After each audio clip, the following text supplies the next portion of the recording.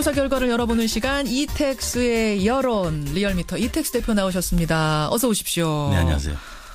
지금 목소리에 힘이 들어가 있어요. 이택스 네. 대표가. 제가 왠지 알죠. 네. 여론조사 리얼미터의 여론조사가 아니 김명수 저 대법원장 이제 대법원장 됐네요. 네. 오늘부로. 대법원장 인준 표결을 정확하게 맞췄어요.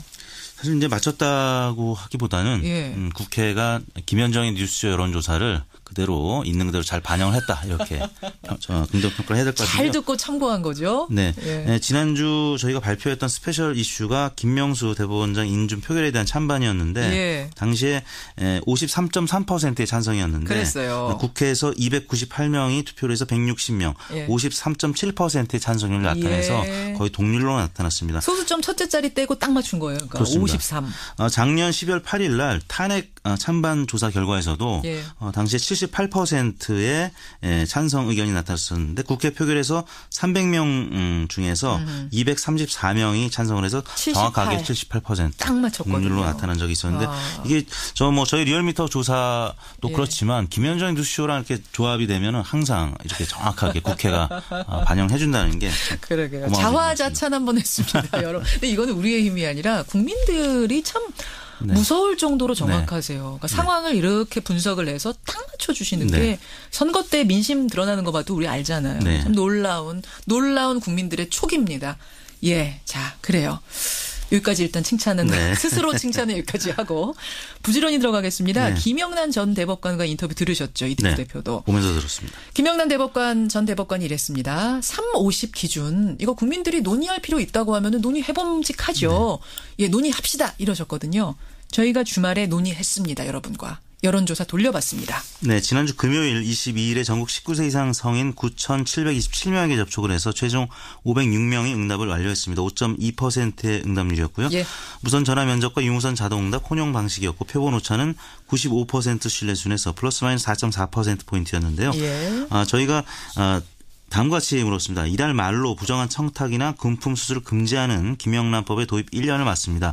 김영란법에 식사 3만 원, 선물 5만 원, 경조사 10만 원 기준으로 화훼 농가와 축산업계가 피해를 보고 있다는 주장이 있는데요. 선생님께서는 현재의 김영란법에 대해 어떻게 생각하십니까? 어떻게 생각하십니까? 1번. 현행대로 유지하거나 강화하는 것이 바람직하다. 예. 두 번째가 현행대로 유지하되 국내산 농축산물에만 예외를 적용하는 것이 바람직하다. 예. 세 번째는 식사 10만 원, 선물 10만 원, 경조사 5만 원 등으로 개정하는 것이 바람직하다. 기준액 개정하는 게 바람직하다. 그렇습니다. 이렇게 물었는데 가장 많이 나온 응답은 현행 유지 또는 강화 의견. 첫 번째 보기였습니다. 41.4%가 응답을 했고요. 41.4%가 현행 유지 아니면 오히려 더 강화하자. 네. 이쪽에 예, 투표하셨습니다.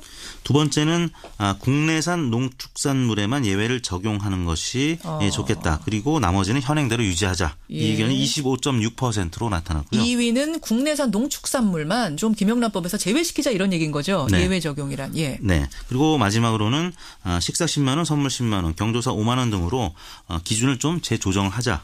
라는 의견이 25.3%로 예외 적용하자는 두 번째 응답과 거의 비슷한 수준으로 나타났습니다. 기준액 상한선을 좀 조정하자 25.3%.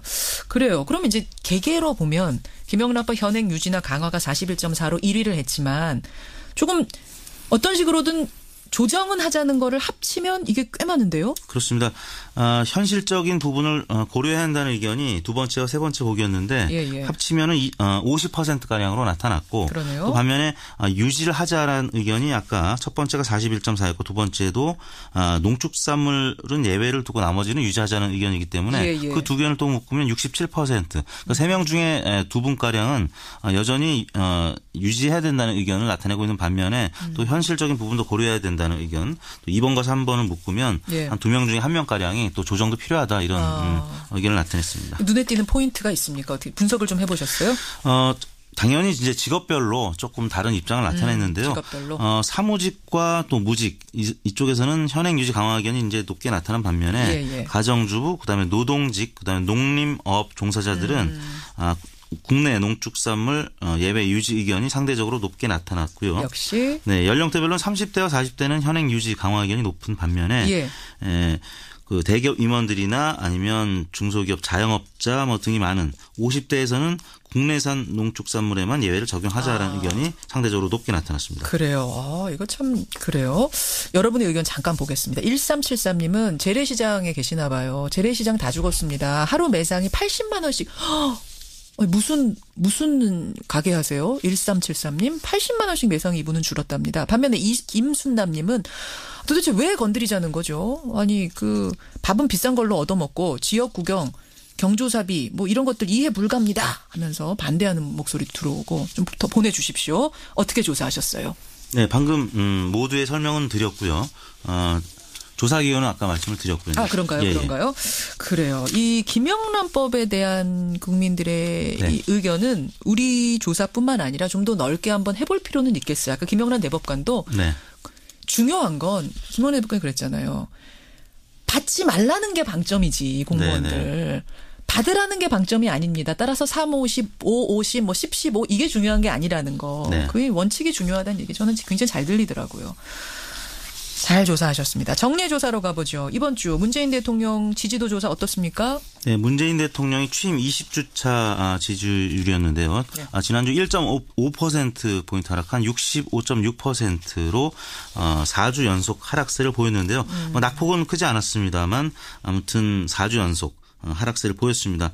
역시 이 안보 문제, 그다음에 또 인사 문제가 여진이 계속 이어지고 있는 건데 다만 일간 지표에서는 목요일 날 저점을 찍고 금요일 날 유엔 외교 행보를 보이면서 금요일 날은 하락세를 멈춘 것으로 나타났는데요.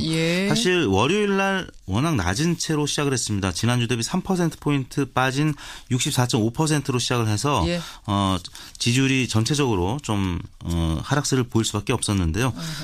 지난주 금요일에 발표된 한국갤럽 조사에서는 1%포인트 오른 수치 70%를 다시 회복을 했는데 저희 조사는 월, 화, 수, 목, 금 5일간 조사하는 것이고 갤럽은 화, 수, 목 3일간 조사하는 것이기 때문에 조금의 차이는 있었습니다만 아무튼 그 낙폭은 조금 둔화되는 모습을 나타냈습니다.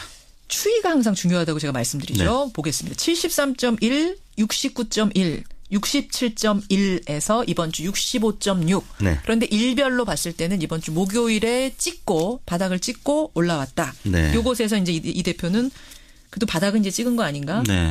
뭐 안정기로 보시는 거예요. 하락세. 네. 근데 이제 주말에 이제 아까 행간에서도 언급을 했었던 또 미국의 전투기가 또 독자적으로 출격하면서 또 안보 불안감이 여전히 계속되고 있기 때문에 이번 주에 또 어떻게 될지는 지켜봐야 될 것 같습니다. 그렇죠. 문재인 대통령 보면은 그러니까 가장 큰 적이 안보 문제네요. 그렇습니다. 결국은 그거에 따라서 지지율이 계속 움직입니다. 네. 정당 지지율은요? 민주당이 50.7%로 지난주 대비 1.4%포인트 올랐습니다. 3주 만에 민주당 지지율은 상승을 했고요. 자유한국당 지지율이 16.8%로 지난주 대비 1.6%포인트 빠졌는데요. 지금 그 김명수 대법원장 국회 인준 저지 입장을 밝힌 것도 있고 또 하나는 MB 정부의 국정원 블랙리스트 지난주에 검찰 수사가 본격화됐죠. 문성근 씨, 김미화 씨, 권혜연 씨, 김민선 씨 등이 많은 언론에 보도가 됐습니다. 피해자 조사를 받고 있는 등 지금 박근혜 정부에 이어서 이명박 정부의 블랙리스트가 자유한국당 지지율에 악재로 작용하고 있는 것 같고요. 그래요? 바른정당이 반면에 한국당 지지율이 빠진 그만큼을 흡수를 해서 1.4%포인트 오른 6.4%로 3위로 올라섰습니다. 그다음에 국민의당이 5.5%로 0.3%포인트 빠졌고요. 정의당이 5.2%로 0.6%포인트 빠졌습니다. 여기도 역시 추이를 봐야 됩니다. 민주당이 뭐 조금씩이지만 계속 빠졌어요. 요 사이에. 빠지다가 이번 주에 반등. 반면에 자유한국당은 요 사이에 계속 올랐어요. 조금씩. 오르다가 이번 주에 하락세로 또 반등. 결국 요 계기는 이제 적폐청산 작업 계속되면서 과거 정부의 안 좋은 것들 드러나면서 이게 영향을 준 거라고 보시는 거군요. 그렇습니다. 자유한국당과 바른정당은 보수의 파일을 두고 지금 서로 간에 지지율을 뺏어가는 형국인데요. 자유한국당이 오르면 바른정당이 떨어지고 또 자유한국당이 떨어지면 바른정당이 오르는데 아무튼 그 적폐 청산과 관련해서 바른정당이 보수지만 또 개혁적인 이미지를 갖고 있기 때문에 좀 올랐고요. 국민의당은 협치냐 협잡이냐 뭐 이런 논란이 있었죠. 민주당과의 그 김명수 대법원장 인준 표결 관련해서 고소고발 취하 논란이 있었습니다. 그러면서 보수층이 이탈하면서 지지율이 조금 빠졌습니다. 이번 조사는 지난 월요일인 9월 18일부터 22 22일까지 5일 동안 전국 19세 이상 유권자 53,411명에게 통화를 시도해서 최종 2,533명이 응답을 완료했습니다. 5% 응답률, 조사 방법은 같았고요. 표본 오차는 95% 신뢰 수준에서 플러스 마이너스 1.9%포인트였습니다. 여기까지 이택수 대표 수고하셨습니다. 네, 감사합니다. 여론이었습니다.